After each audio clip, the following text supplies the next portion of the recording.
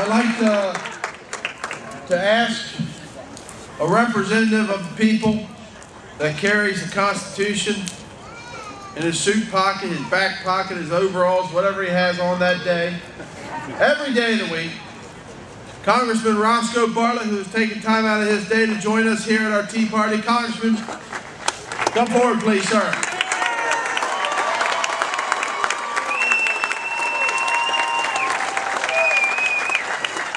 Thank you very much. This is an inspiring group of speakers to follow. Thank you all very, very much for being here.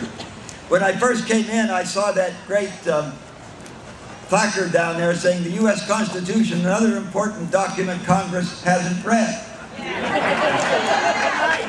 And it reminded me of an experience I had when I first came to Congress. I was involved in a debate there, and they gave me 3.5 minutes. Now, if you're a C-SPAN junkie, you know 3.5 minutes is a long time for a debate. I thought that what they were doing wasn't constitutional, so I took the Constitution out of my pocket, and I kind of summarized Article 1, Section 8, which is a prescription of all that Congress is empowered to do.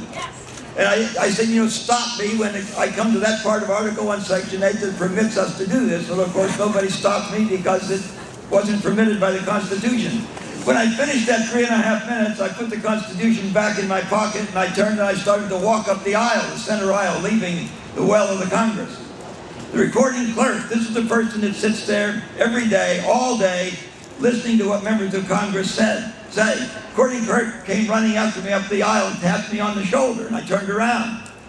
And she said, "What was that you were reading from?"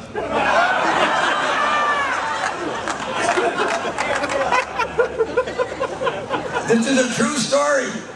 I said, "Oh, that's the Constitution." She said, "Can I see it?" So I took it out of my pocket and showed it to her. And then she said, "Can I copy it?" So she took it to the copy machine and copied. See, they take down what you say, but they would also like to have a written document if you were reading from something. This is a true story. You know, much of what we do in the Congress is unconstitutional. There are 3 major places we spend our money, which is not constitutional. If you will take your computer and do a Google search for Davy Crockett and Farmer, a great speech, yeah, somebody knows it, a great speech will come up.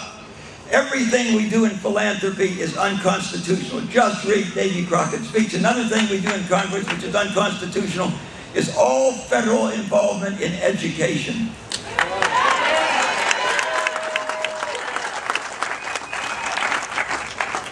The longer we've had a federal Department of Education, the lower and lower SAT scores have gone. Now, I don't know if that's a cause and effect relationship, but it's certainly a positive correlation.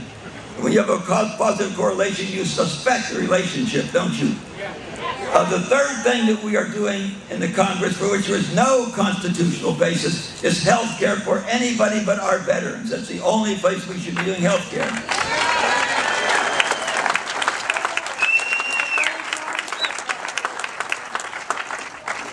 When I mention this to my colleagues, I get a very interesting response. They tell me, "You're right, but we crossed that bridge a long time ago." And what I tell them, gee, is that, you know, next time you go into the judge and he's going to fine you for going through a speed sign, stop sign, and you tell the judge, "Gee, Judge, I've been going through that stop sign for 6 months." I don't think that's going to get you off, do you? But they justify continuing to violate the Constitution because we've been violating it for a long time. You know, here we are today where we started, in the rain. Thank you very, very much for coming out.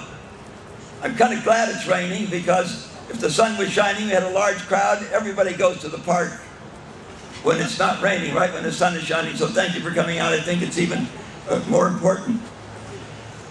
I was impressed when Christopher made his opening remarks. And he talked about the debt that we're saddling them with. You know, we've had a whole lot of bills come up, starting way back with bailing out Fannie Mae and Freddie Mac. The TARP funds, I thought that stimulus was a great stimulus for China. We don't have any money. So we're going to borrow that money, a lot of it from China, and then we're going to give $600 to each person to go out and buy stuff. When you go to the store, who's making the stuff you buy? It's China, isn't it? Well, every time one of these big bailout spending bills came up, I asked myself a very simple question.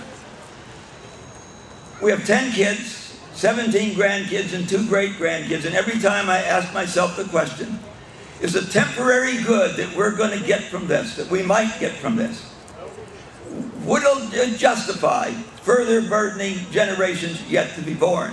And every time my answer was no. I'm one of, I think, only 18 congressmen who consistently voted no, no, no on every one of these bailout packages.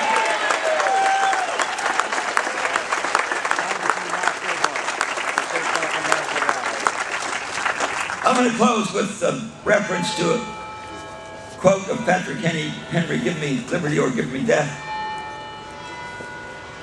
I'll bet you none of your textbooks will tell you that that speech was given in a church, because our textbooks have been bled dry of any reference to the Christian origin of our country.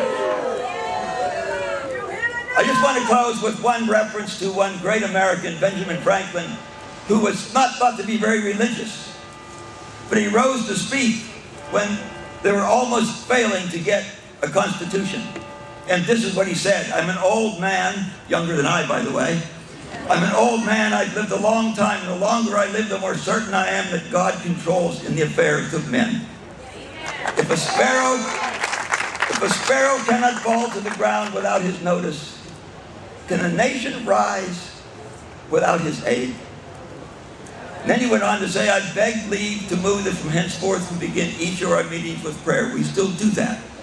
We do it in the House, we do it in the Senate. I'm not too proud to recognize that I can't do it alone. I have your help, but we all need God's help. You are his instrument. He will work through you. Thank you very, very much for keeping on.